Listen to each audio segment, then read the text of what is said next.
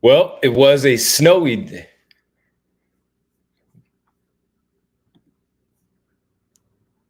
I don't know. Well, it was a snowy day here in the area.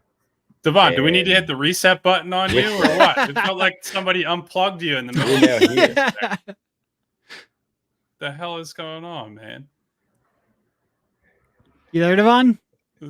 We need to reboot Devon. Somebody help us. I think maybe his internet connection glitched. Welcome to the PHLY Sixers podcast.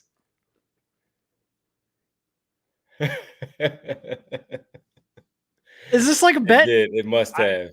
It must have. I genuinely don't know. Can you Devon hear me is on okay, like a then? 15 If you are fucking with us, this is amazing, and I give you so many props.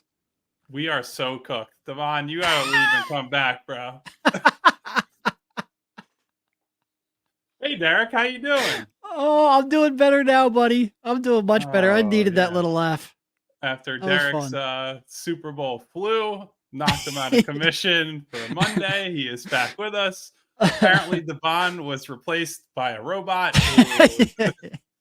who malfunctioned in the middle of us talking. I don't know what is going on there, but did you catch the game last night, Derek? Yes. The first. Yeah, I caught most of it live while it was going on. I caught some of it, and then I went and rewatched most of it this morning. So yes, I did catch the game. We have Devon back here. I'm curious to see whether or not he is actually with us. How you doing, Devon? Nope. Nope, still not with us. This is going to be a two-man show. It looks like. This is an all-timer. All right. No, I certainly did catch the game. Obviously, that win there was one of the most improbable wins that we've seen in quite a while. You know, I saw some people sort of talking about what was the best non-Joel Embiid win, and obviously the next one you go back to was against the Celtics. This is a different scenario, but perhaps even more improbable. You don't have James Harden and Tyrese Maxey to lead you. You just have Tyrese Maxey and the newly acquired Buddy Hield. That was a real fun game. And look, we spent so much time. Devon's still sitting here. I'm still not sure if he's able to talk. So just say something if you have your voice back, buddy. We did miss you. I'm here. Can you guys hear me okay? Oh, wow. All right. I don't know what malfunction happened. Oh, man. I'm here. But go ahead, Derek. Continue. No, I was just saying, like, we spent so much time talking about the need to get to 14. You picked up two of them. One of the most improbable wins we've seen in a long time. And a lot of it driven by the pieces that they just recently acquired that are fitting well and elevating the team and giving you a chance in a math battle. A lot of good play from a lot of people who you don't necessarily count on every day, but who gave you a huge shot in the arm there. Another great Rick game, which is, I mean, we're all on board for that one. That was really enjoyable. You go, Kyle, just to make sure.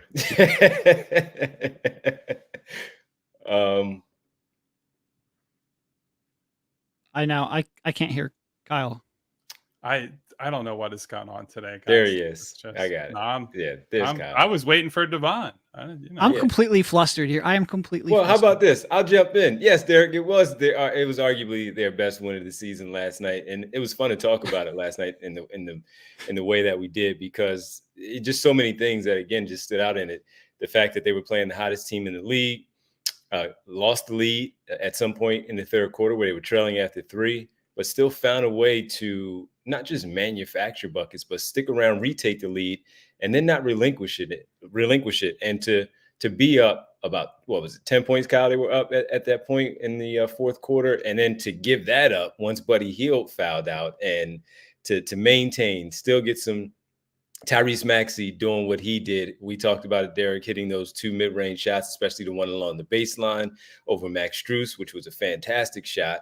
And then the Paul Reed block and so many different things that played itself out in that game to allow us to talk about it being the best win of the season for this team. So that was a gutsy win, really good performance. Nick Nurse thought he did a really good job. We'll talk about him a little bit later, but so much showed itself in that game, and it gives some people hope. Once some of the others come back before the Embiid part, if we're expecting Batum and Harris and Melton, hopefully at some point to come back too, gives them hope, fans-wise, gives them hope to have this team still be able to compete and get to the number that you talked about over the final 30 games to stay maybe in that top 6 instead of falling into the play-in tournament. And to your point, this was from Kai Carlin, because none of us were at practice today. Obviously, we were getting our internet connections prepared for this show. But he says that all of DeAnthony Melton, Nick Batum, and Tobias Harris were partial participants. So it does look like Hospital Sixers is at least trending in the right direction. And as we have been shown time and time again over the years, doesn't guarantee they are on their way back. I would still be cautious, especially after picking up these 2 wins. Like, just get them back after the All-Star break, and you're good to go. You don't need to rush them back here for that last game tomorrow. But that is all good news. All good news. Yeah, and partial participants kind of spells out that they're not going to play tomorrow, right? Like, yeah. I don't think DeAnthony, after this long of a layoff, you can't go from partial participant to, hey, young man, go out there and play. Hey, like, you have to be at full go with a back thing. And I told you guys last week that I thought it was trending this way for Melton specifically. The other guys, a little bit more of wild cards, but it seems like we are going to run into, once the break is over, the question that we posed through the headline, which is whether Buddy should start. So I don't know if either of you have especially strong takes on the matter, but maybe while we still have Devon and not in robot world, we'll kick it to you. And I guess what you've seen from Buddy so far, and if you think he has done enough to say, DeAnthony, you are now the 6th man, or whoever else for that matter. It doesn't necessarily have to be DeAnthony, but he's kind of the natural candidate, I would guess. Well, it goes back to our earlier conversation when us three would talk about things in the off season before I was able to join you in December, and listening to you guys, of course, since September, when this discussion had come up, if James Harden was to move and there was no other strong candidate to be that number 2 guy in the backcourt with Tyrese Maxey, then, what else do you do? My belief has always been that DeAnthony Melton is at his best as a 6th man. It's not a knock. It's still a guy who's going to get 20 plus minutes as a rotational player in the playoffs. His defense is very valuable. His shooting and ball handling is still very valuable on this basketball team. Even as a 6th man, it doesn't mean that he has to be a starter, especially when my personal belief is he's at his best coming off the bench with that second unit, providing some different stuff for the Sixers. So with Buddy Hield showing the stuff that he has shown us, it's not that we haven't seen it with the ball handling, the shot creation sometimes, because Kyle, we talked about this even last night. Going back to Oklahoma, we saw that it was there. It's a different level, but we also knew that he was a different level pro prospect, where some of that would translate to the NBA.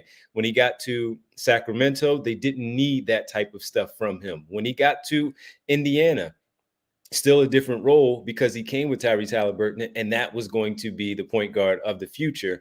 And even as a starter at the 2-guard spot, they had so many other different things within their lineups that he didn't have to do that. Now, he may not have to do it in the manner that he's doing it right now with this team because they're missing so much. But what he has shown me is the potential to be that starting backcourt guy, give that spacing in that first 5 with them to start the game off. And with Nurse's substitution patterns, haven't figured it out yet because everybody is not here. Well, we know Tyrese Maxey comes out at right around the 7-minute mark for Nick Nurse. Joel plays the entire 12 minutes. Those are the main 2.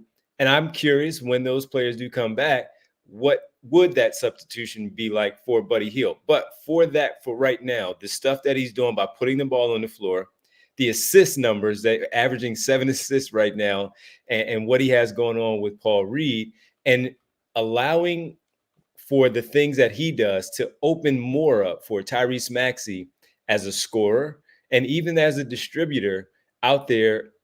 This is a really good sign for me that I think once all healthy, DeAnthony Melton should go back to the bench. And it would also kind of level things out with him coming off the bench with Kelly Oubre, who we've talked about before, where sometimes he can get a little out of control. And if that is, you have somebody who can come in and also calm things down just a little bit in DeAnthony Melton, where you have Kelly Oubre. Kelly I don't know that DeAnthony is the calming guy. I think DeAnthony, well, I look at him. I look at him as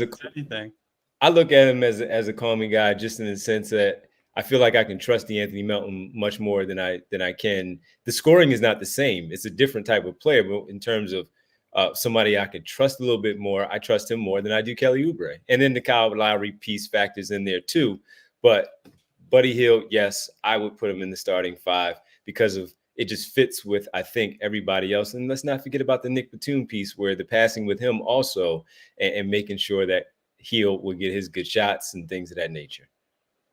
Yeah. So I will personally address a few things here. One, I've seen some people in the chat already saying Tobias is the guy who should get benched. Tobias and let me starting. tell you, Tobias is not getting benched. There is. Right. I won't say zero. I'll never say zero, but I would say it's like a 0.0001% chance possibility of that happening. The locker room politics would be just outside of that. Like, just look at the height. You can't have, like, let's say if you're going to keep Melton in there, you can't have Tyrese, Buddy, and Melton. Who's going to defend a three? There's no one that you're going to trust to defend the three against, say, the Boston Celtics in the playoffs. You didn't watch that game last night, Derek, because he went nuts. Nick Nurse did with that lineup. Sure, but going into a playoff series, that's not going to happen. And there's no world where I think that Nick Nurse is going to start Kelly Oubre over Tobias. Mm-hmm. So yeah, I think Batum and Harris are locks in the starting lineup, as much as some people in the chat want to push back on that. Yeah, and the Batum piece is pretty easy. That's a guy who fits seamlessly as a starter, who I don't think, Devon, sort of to your point about D'Anthony, I don't think he's a guy that comes in off the bench and is like, oh, Nick Batum is a chaos creator, right? Like, maybe you could argue if you bring him in off the bench alongside Oubre, that's someone who I think is more of a stabilizer, like just a heady, intelligent player. I get all that. But I do think that Joel specifically benefits from having Batum on the floor with him as much as possible. So that takes him out of that argument. And look, I respect what D'Anthony brings to the table. And he does some of the things that Buddy does, at least like in terms of the quick release and the fearlessness as a shooter, but he is certainly not the same level of shooter, and he's not given the same respect that teams pay to Buddy. And to me, I put such a high premium on that alongside Joel as well as Tyrese. The only real argument for me to not start Buddy would be to say, well, I'm concerned about the defense if you start Tyrese and Buddy, and that's a real thing. I do think Buddy's defense so far in a limited sample has been better than I expected. Now, last night, Devon, you can back me up on this. There were a few plays where I'm like, that's a dumbass foul, Buddy. What are you doing? Like things like that. And so I don't think he's close to perfect, but I also think you might as well put him out there with Joel Embiid and with their other, good defenders, as sturdy of a defensive group as you can put out there when they're fully healthy.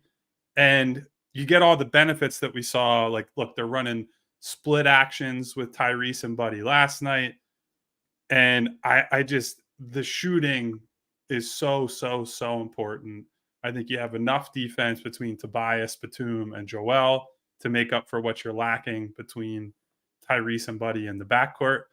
And then if you look at the reserves, once you shake out the rotation, you're looking at a group that we expect will be Kyle Lowry, D'Anthony Melton, Robert Covington, Kelly Oubre, Paul Reed. And to me, maybe that might shrink to 9, maybe 8, as few as 8 in the playoffs, depending on the game. That's a strong 10-man group. You get good balance with the starters, the reserves, and as you blend those guys in. And frankly, I think it's important to see just how far you can go with Buddy, because now, as we've seen him come out on this hot start with the Sixers, you have to weigh, like, okay, how important is this guy to the future, and how much are we potentially willing to commit to him as an organization if you're going to keep him around on a longer term deal past this season. Those are all important things to hash out as well. And one small thing to add to that, Kyle, when we talk about the difference between Hield and Melton, just a little piece of, we've seen him finish at the rim right now, where he doesn't have Joel Embiid, he has Paul Reed there or Mo Bamba there. We've seen him finish at the rim with those left-handed scoops, a couple of drives to the left, up to the basket and finish with the right hand as well. Well, we've talked about it so much, it's become a recurring joke. That's not really a joke, that D'Anthony Melton, as athletic as he is, he gets to the rim and he can't finish. Buddy Hield is finishing at the rim. So it's just another small component to what he could potentially bring in there in that starting five with Joel Embiid, taking up that space and giving him those driving lanes where we're not worried about a double pump that's going to result in a front rim rebound, go the other way. Instead, there might be a really good chance, a higher percentage chance, that he makes that layup and gets 2 points, or quite honestly, maybe even gets to the free throw line. Yeah, I mean, look, a couple things I don't really concern myself with. I don't really I think some people have a preconception of what a starter is, and they'll say like, "Oh, well, D'Antoni's not a starter," or blah blah blah. I don't worry about that almost at all. In part because if healthy, both these guys are playing 25, 30, maybe some nights 35, depending on the matchup and how they're going. They're both going to get their time. I don't really care about a classification of, well, this guy's a starter because of this or not a starter because of this. I think that's over discussed. What I do care a lot about is how well lineups work together and how well skill sets mesh with each other. And, two things that I think are important to that. One is shooting and gravity. The other is defensive versatility. I think when they first made the acquisition of Buddy, I said, look, because Buddy's he's been on and off the bench. He's been a starter, I think, probably about 60% of his games. Some situations he should be a starter, some he shouldn't. I think Melton's a little bit like that. Maybe you'd flip it, say 40% of games he should start, 60 he should not. But both have to be in the right spot to be a starter. And I think my initial instinct was, look, the starting lineup with Melton in there was doing so well. Plus 33 in like 500 possessions is an insane number. One I expect to come down, but one, there's a large enough sample there that you trust that to some degree. If it's not broke, don't necessarily change it, especially because I think there are real defensive concerns with Tyrese and Buddy starting alongside of each other. That being said, I do value gravity a lot. I think Buddy has, especially when Embiid comes back, as much gravity as almost anyone in the league would have in this lineup. So that is one thing. Even if I say one of my priorities is defensive versatility and Buddy doesn't offer that, one of my other priorities is gravity. So there's always been a little bit of a push-pull.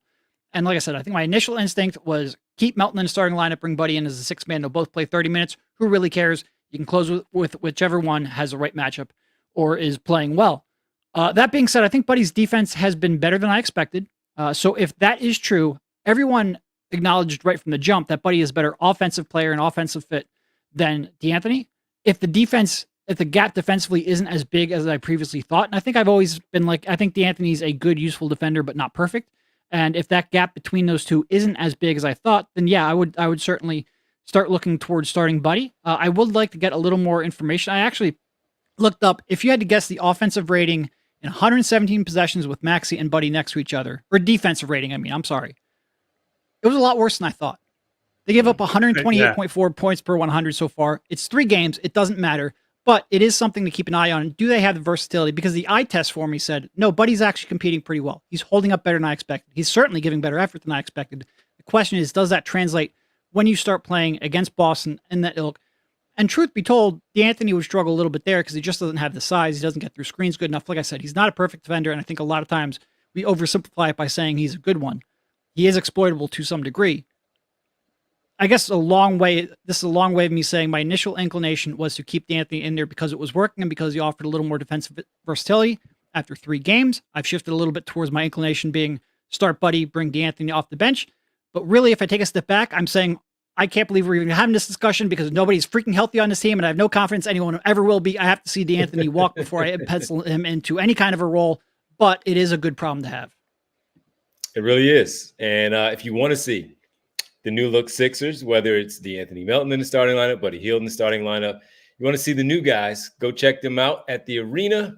Got to go to our friends at Game Time. Buy tickets to your favorite events.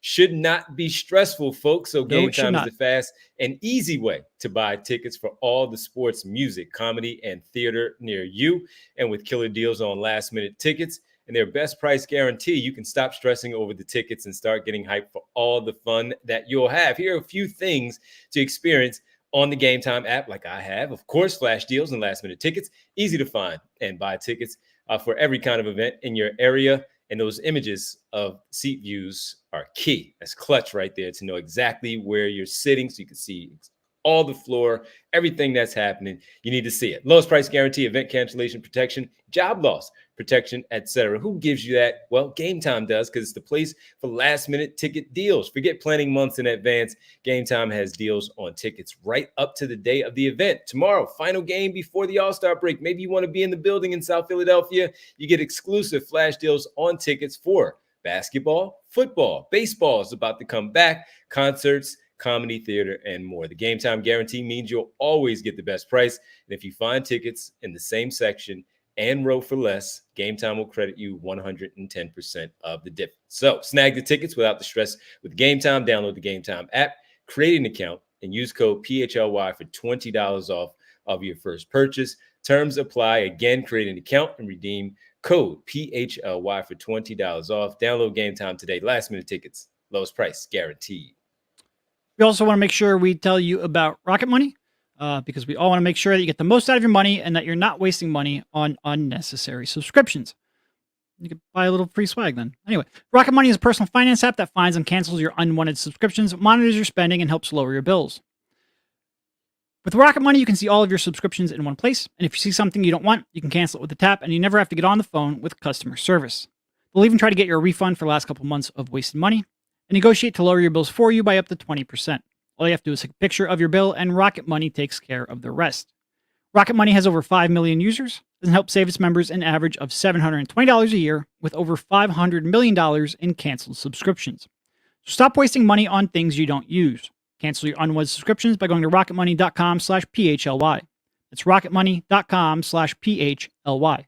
rocketmoney.com/PHLY.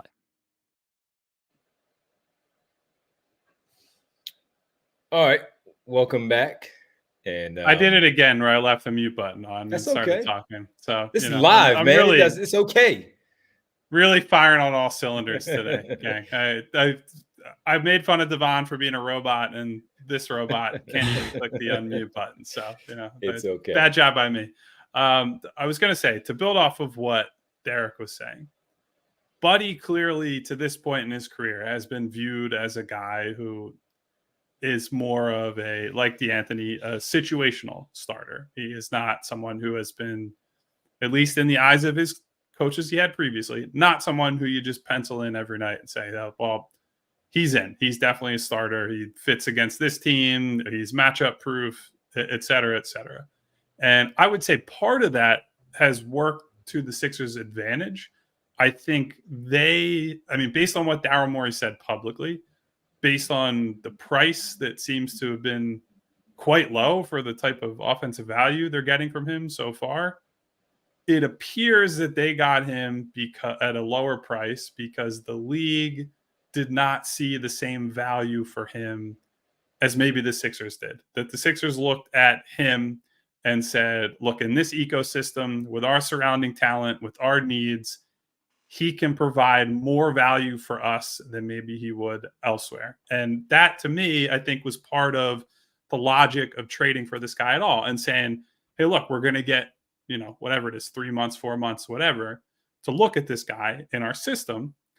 And we could potentially pay him, and we'll have more interest in paying him than, let's say, the rest of the marketplace. So maybe you're not necessarily having to outbid and put in a crazy contract on this guy at the end of it. Now, if he plays the way he has the last 3 nights, there's going to be a bidding war for Buddy Hield. So we'll see. But it's certainly a good problem to have. I think we'll see what happens when it's more of a Joel and Tyrese centric world and Buddy is not getting these opportunities to play make and run pick and rolls, and like his assist numbers will go down. His volume to an extent will go down. But I would imagine, and I'm sure you guys agree with this, his average shot quality is going to go up. Like, that's just, when you have Joel commanding double teams in the middle of the floor, that's just a natural, as my dog whines at me apparently to get off the air for whatever reason. He wants to go play in the snow.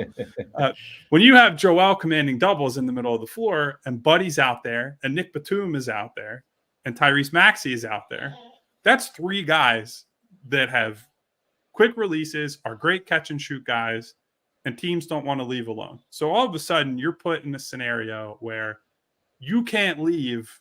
And even Tobias is a good shooter, if a reluctant shooter.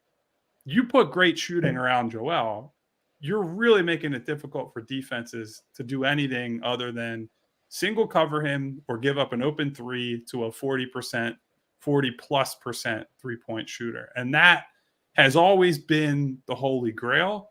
The question really is, do they hold up defensively?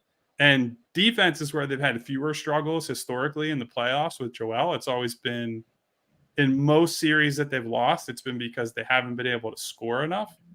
And I think if you make the offense as, playoff proof as it can be, you can overcome basically anything. If they can score points, I believe in Joel Embiid's ability to put together a title-winning defense with him as the anchor.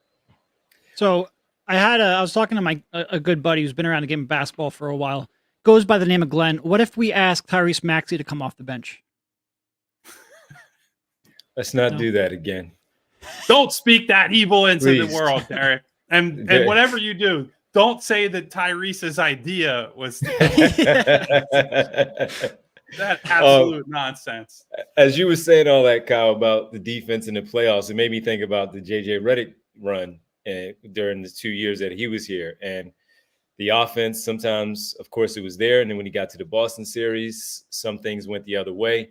But it was more specifically about what the fan base or what maybe you guys would write about at the time and I talked about was his defense or lack thereof on the other end. So I bring that up just to say that we have seen it a little bit.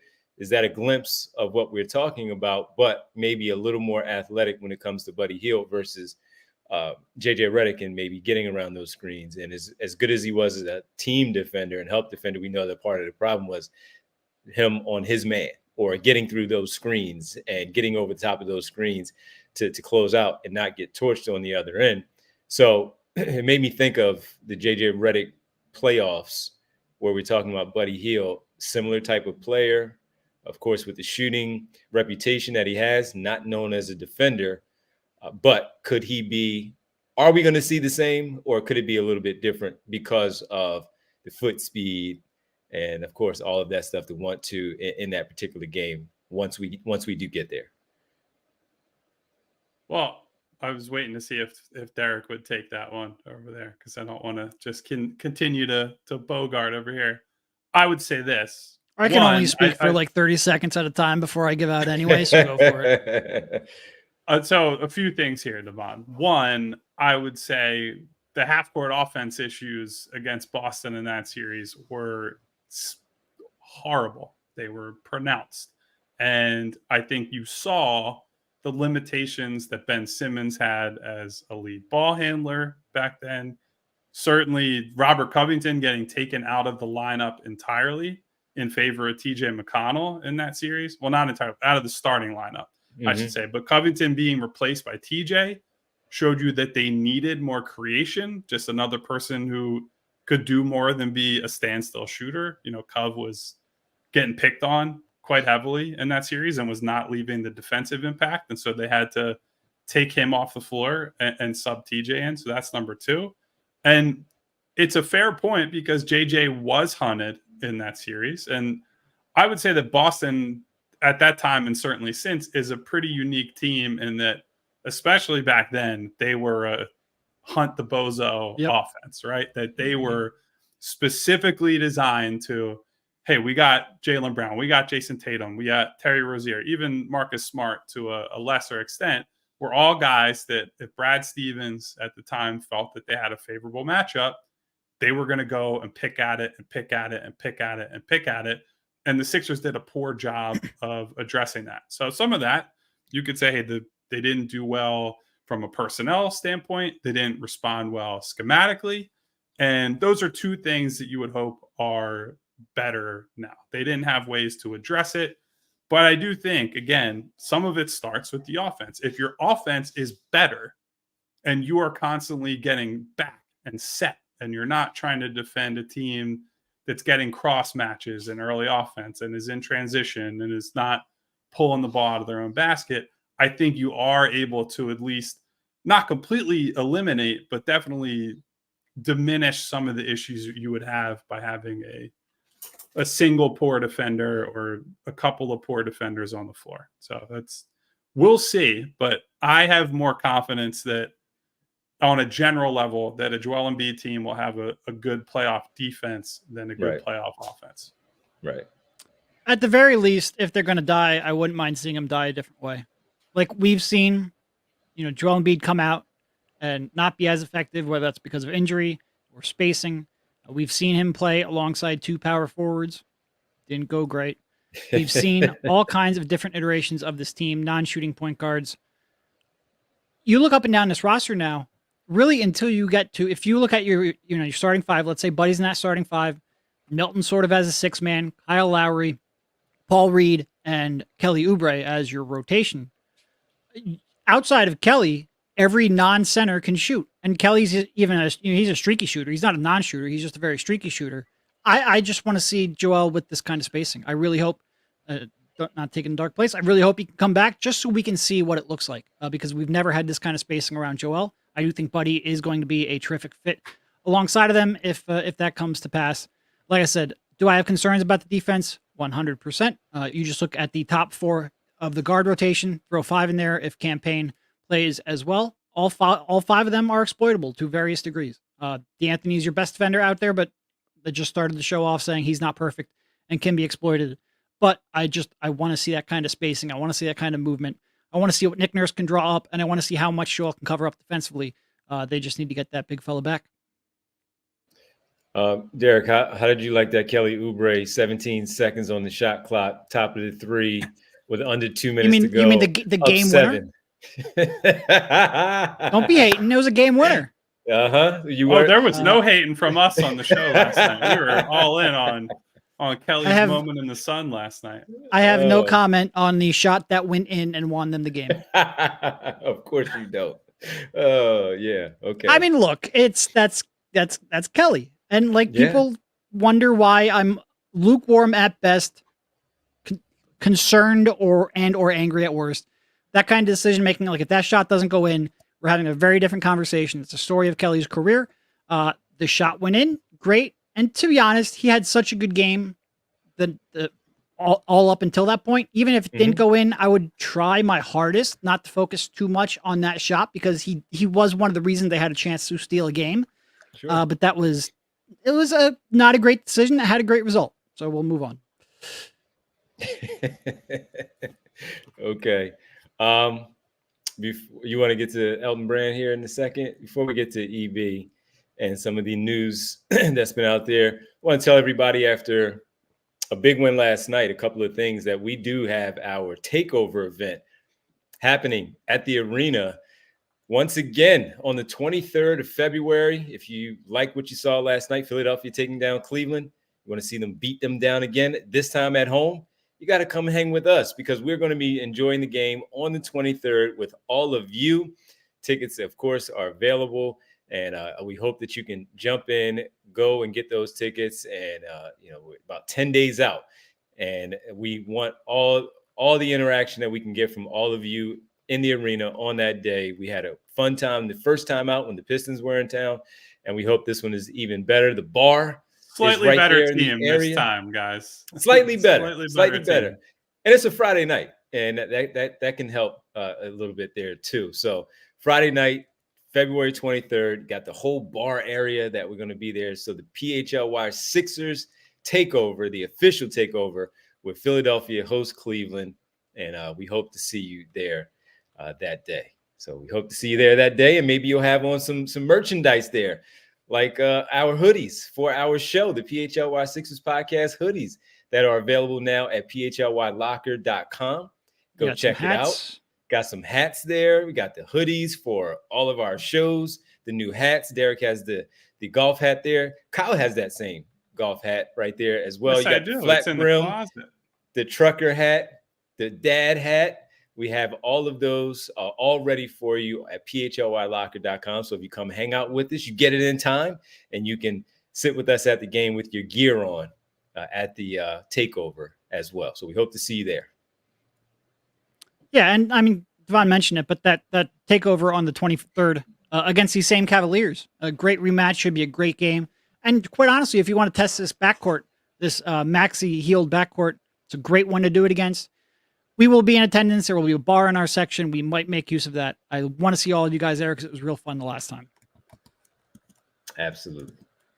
All right, man. Kyle, we want to get into this EB stuff. Elton Brand, so in the news a little bit, right? A report out there that the Charlotte Hornets, who have made some changes at the trade deadline, and then Mitch Kupchak decides to step down from his president of basketball operations role. And with that, he's going to remain with the organization, but in a different capacity. So they're ramping up to replace that position. The ramp up The ramp up. The ramp up. And one of those names that we have seen is none other than Sixers general manager Elton Brand. What do you think? So funny enough, Elton has been for those of you in the chat who are not part of our diehards, which I highly recommend you join that to get some exclusive stuff from myself, Derek, all our other wonderful content creators, writers, reporters here at PHLY get a free shirt. But you also get access to the Discord. In our Discord, there's been a lot of Elton Brand back and forth recently, because I would say the best word to describe his tenure at this point is controversial. Certainly, there are a lot of people who do not believe he should be with the organization at all and have made that point clear. And there's been some back and forth about, what does Elton do? Go ahead, take him if you're Charlotte. Like he's not helping here. And I would say this, and I've said this in our Discord, I'll say it again publicly. I think it probably says something about how blame was distributed within the Sixers, about how everything went down with the various trades and free agent moves and leaks and what have you, that when that front office fell apart and then Daryl Morey eventually comes in, that Elton Brand lived to tell the tale and remain employed by the organization. Now, certainly he went from, at least on the masthead, the top guy to now the number 2. But I think if you talk to, someone like Daryl Morey, other people with power in the organization, they will tell you straight up, Elton is a very trusted, helpful lieutenant for what Daryl is doing with the front office. They would also tell you when they've gone through, let's say trade negotiations, and they've had some contentious ones with the Ben Simmons trade request, the James Harden trade request, that Elton, as someone who is liked and respected around the league, has often been the guy who is in contact with various agents and what have you. And that he has been, this is not like every phone call that the Sixers make to another team is not coming from Daryl Morey's office or Daryl Morey's cell phone. A lot of times what they do is divide and conquer. Elton has his people that he has good rapport with, good relationships with. He talks to them. Daryl has his people, and they're able to work together to build a more complete front office. So what I would say is my reaction is I would be interested to see what Elton looks like as the lead guy somewhere else. I certainly think he went through an interesting time here.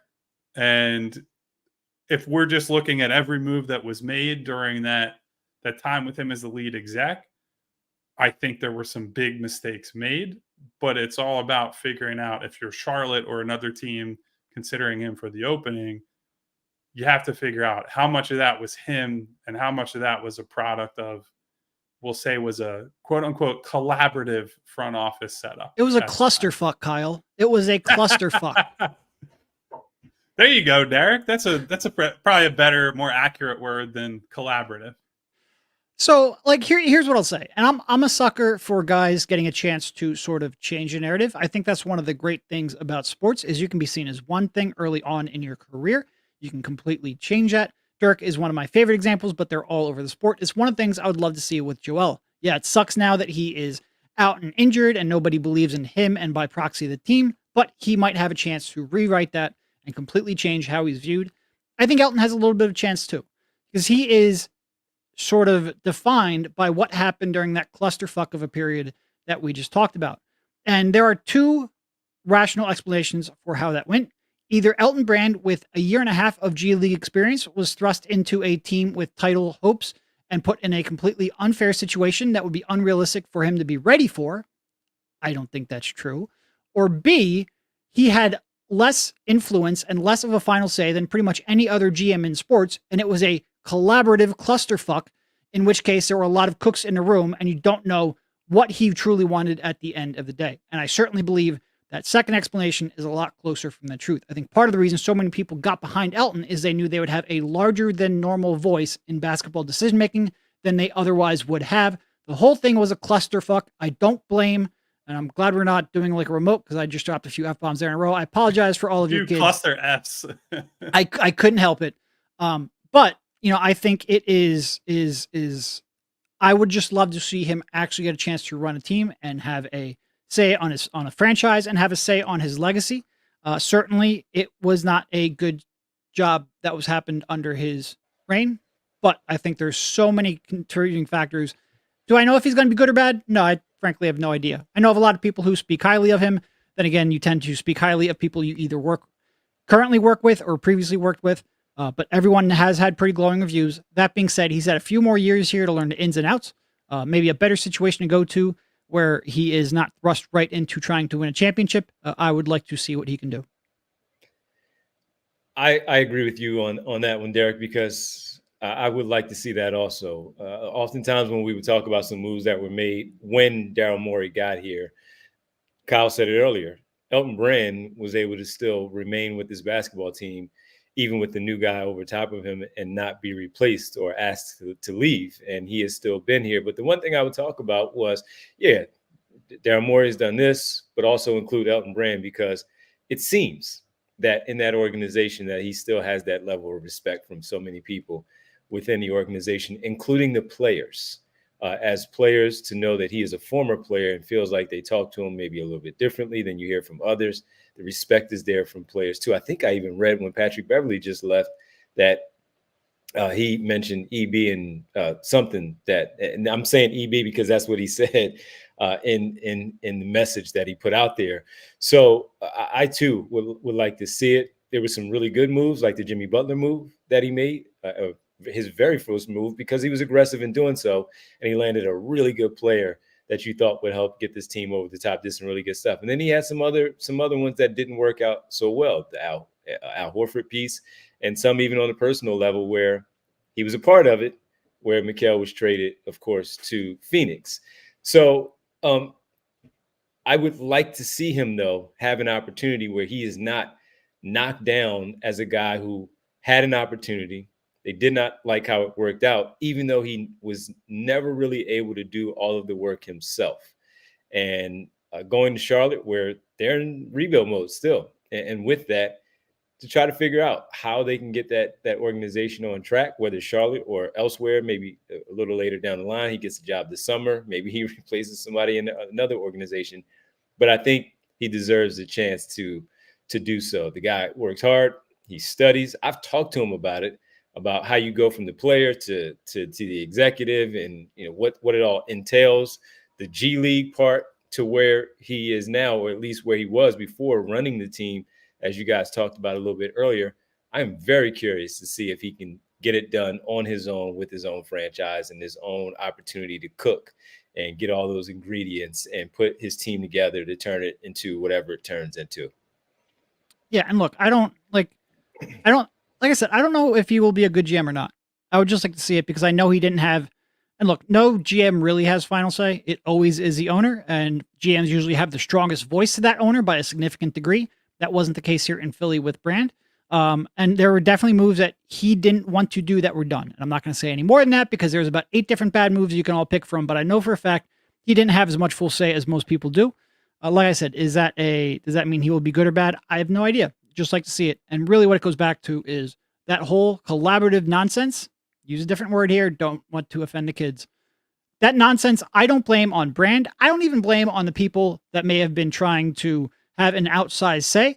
I blame that almost entirely on Josh Harris for setting up that structure and not thinking, hey, how could this go poorly? Because it was so freaking obvious how it could go poorly.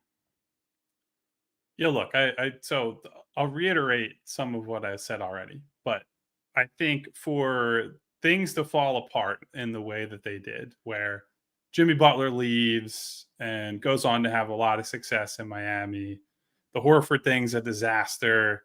You have to trade Josh Richardson after a year. Ends up being a good trade, obviously, but you have to trade him, and they had to completely rearrange the team that was assembled under that time. For there still to be a high level of respect for Elton speaks to what people see from him every day, right? Like, and you can trace that back to when he was a player. I think a big reason he was brought back at the tail end of his playing days is because it's well known around the league that he's about the right things, that he's a hard worker who's going to maximize what he has and set examples for the people around him. So when he's a player, that means the other guys in the locker room, seeing him in the weight room, seeing him keeping himself in shape even when he's not playing, seeing him responding from suffered a devastating injury at the end of his Clippers tenure and then comes here and is a diminished version of himself, but is still trying to give himself every opportunity he can to be as good of a player as he can. And then when you see it at the managerial level, it's okay, how involved is he with scouting, in relationships with agents, and calling people, talking to people,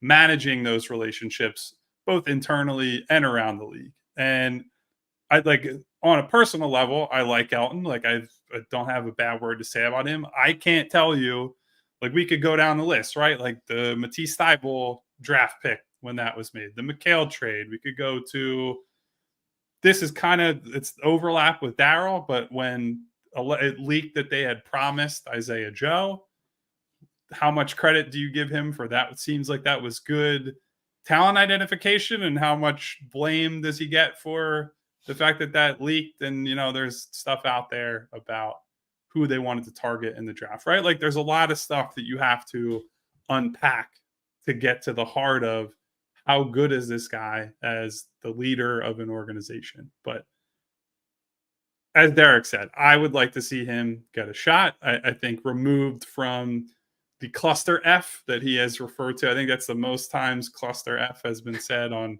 a single Sixers podcast before. That's got to be a new record. And just to see him either succeed or fail on his own terms. I think everybody deserves that. And certainly Elton, who works his ass off, definitely deserves that. Absolutely. So we'll see. Trajan Langdon,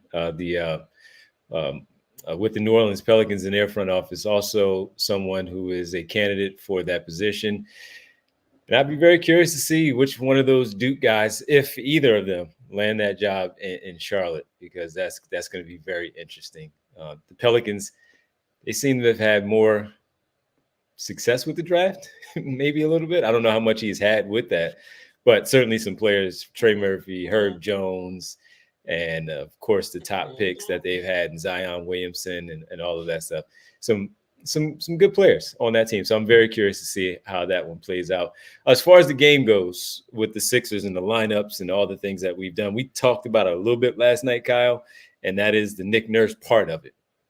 When he ran that freaky lineup of 3-point guards, a shooter in Buddy Hield, and whoever the five was, KJ Martin or Paul Reed, Mo Bamba, whoever it was more about Terquavion Smith, Campaign, and Tyrese Maxey with Buddy Hield out there on the floor together. Not saying that it worked. They got some good looks. Turk had, even though he missed his 2 shots, he got 2 wide open threes in the corner. Unfortunately, they didn't fall. But we noticed about Nick Nurse in the past with the Toronto Raptors that he will get creative with his lineups. And in these 3 games, they were in the first game where the guys weren't even there for 24 hours, both Campaign and Buddy Hield, but they were competitive. They were in the game. They won the last 2 against Washington and especially Cleveland last night. We've talked about things that we haven't liked with Nick Nurse and his substitution patterns and what he's had to do, but he's done a pretty decent job over these last 3 games, having to shuffle the deck, guys being out with the illnesses and the injuries, the trades, bringing players in, having to get real creative with his lineups and the substitution patterns. Kyle, we talked about it last night off of the show while watching the game.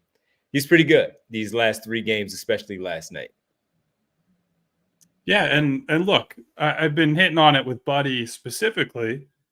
I think being able to integrate guys as quickly as they have, I know Buddy is an easy guy to integrate offensively, right? Like the playbook is pretty simple. Get him open for a 3, and he's more than likely going to make it a lot of the time.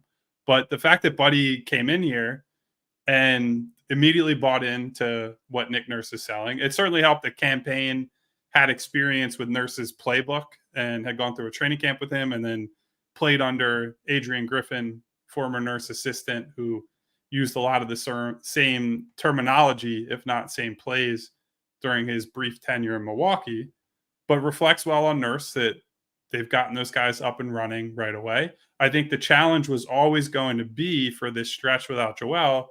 What does that identity look like? What is the team? How do you rearrange things, change the offense, even change the defense to some degree to get the most out of what you have and get through this month, maybe 6 weeks, maybe on the conservative end, 8 weeks without Joel Embiid and put together a competitive two-way team. And we're starting to see that. These guys are showing that they can get some wins, especially against good competition in Cleveland on Monday night without their best player, without several of their best players for that matter. So this is more, I think, of what we expected from Nick watching the beginning of the season when he came in, the adaptiveness, the throw stuff at the wall, the, hey, he's going to play Ricky Council, right? Like Ricky Council is getting a real opportunity here. And yes, some of that is by necessity, but him being willing to say, hey, Rick's got it going. He's playing well. I'm going to play him throughout crunch time. He's going to get closing minutes in a game against a good team or even a game against Washington. Ride the hot hand, doing that type of stuff, throwing out zones, throwing out box and ones. And then once we assume Lowry comes in probably later tonight, I think is probably when that ends up happening or getting finalized. You have a guy that if you go back and read and watch everything that's out there about the 2019 finals run Toronto went on, Lowry was the guy that Nurse would go to and say, hey, I want to do this. And I need you to be the go-between between me and the players, essentially to sell it. Like, hey, we're playing box and one in the finals. It was a conversation between Nick Nurse and Kyle Lowry. And so having those channels of communication between, in this case, a role player, but also the stars, the guys above Lowry in the pecking order. If we can see these new things being tried, like Tobias guarding big men and using a roamer, as we saw against Sacramento and Denver and teams like that, the more we see these little wrinkles, the more you're getting previews of the playoffs. And so hopefully they don't have to do a lot of gadgety stuff starting after the All-Star break next week. It'll just be back to, hey, this is a normal functional basketball rotation. It's not the hospital Sixers, but it's good to see that they can squeeze some wins out of situations where, frankly, we weren't expecting them to win. Yep. Can I say how cool it is to have an account now join our chat and it's Ricky Council the Fourth? Can I say that? Go get him, Rick. We had a T. Harrison the other night. I'm not sure if that was intending to be Tobias Harris or Terrell Harris or who knows, but somebody masquerading. We had Furk on a little while ago when he was still a part of the fam. Yep. Mm-hmm. We did have a super chat come in like legitimately 50 minutes ago that we all ignored. So I apologize profusely to Bill, but we should probably get to that right now. I was fixing my feed here. I was, I missed it. Sure. Yeah, we had to reboot Devon and my microphone and all kinds of stuff. So sorry. I want to know if there is a deadline for when the Sixers have to fill the last two spots on the roster. The answer is no. If you remember, they signed Greg Monroe like deep into March. It might have even been April, and he even played in the playoffs. The key deadline you have to worry about is March 1st, which is when players need to be waived by to be eligible to be on the playoffs. But that is the only deadline. So that was a real simple question to answer. There you go, Mr. CBA himself. That's a pretty back. Come on, man. No, Furkan is not coming back. He actually can't. I know he can't, but I'm just saying. There was a little bit of question whether or not they could bring back Marcus Morris, because Kyle's point that he made on the show the other day was actually true. If he is traded from the Sixers and traded a second time as a separate transaction, then it is actually a loophole. He could come back, but it was a 3-team deal, which means he only changed teams once, which means the Sixers cannot sign him until June or July 1st. So no, they can't. Did you see where there was a report from the Pat Bev pod again about Marcus Morris this time? I did not. I didn't know I had to You're put already that on our podcast corner. Can you get off the reporter corner too, man? What the hell? Yeah, reporting that he's got to work to live, buddy. He's going to sign with the West Coast team, man. Okay. That's what it looks like. Marcus Morris moment from Minnesota. That's what the Pat Bev I thought he said Minnesota specifically. Who, by the way, I don't know if I know Devon, you and I talked about it last night. Minnesota team, I watched that game against the Clippers last night. That was a great one. They turned the water off on LA after a certain point. That was an impressive defensive performance. Yeah, they did. Yeah. Anthony Edwards, man. Big fan. Big fan. Oh, and look, I would say I'm a Rudy Gobert.